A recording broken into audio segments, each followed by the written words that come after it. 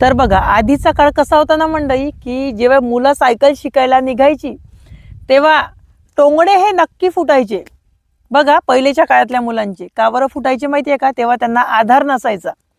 वडील हे आपल्या कामात बिझी होते आणि कामं नसले, सुट्टीचा दिवस असला तरी सुद्धा तेवढं लाडिक पण नव्हतं पहिलेच्या काळात. कारण पहिलेचे वडील हे समजदार होते आणि आत्ताचे वडील मात्र काही खरं नाही. मुलगा सायकल शिकायला जर गेला ग्राउंडमध्ये तर आई आणि बाबा म्हणजे मम्मी पप्पा दोन्हीही अवेलेबल असतात तिथे, आणि वडील मुलगा पडते म्हणून धावत पडते त्याच्या मागे, की माझा मुलगा जणू पडला नाही पाहिजे. पण नुकसान कोणाचं होतं माहिती आहे का? आत्ताच्या वडिलांचं नुकसान होत आहे. पहिलेच्या वडिलांचं नव्हतं होत, कारण पहिलेच्या वडिलांचे मुलं आपल्या पायावर उभे राहून आपलं करत आहे काही ना काही. पण आता जे आधार देताय ना तुम्ही, ते मुलं जीवनात काहीच करू शकणार नाही. प्रत्येक नाही म्हणणार, पण काही म्हणताय मी.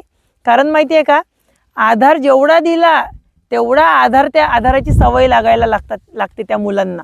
म्हणून म्हणतो की स्वतःच्या याच्याने शिकू द्या त्यांना. स्वतः जिथे म्हणलं तिथं आधार होऊ नका, कारण समोर तुमचा आधार त्यांना बनायचा आहे. म्हणून त्यांना स्वतंत्र शिकू द्या.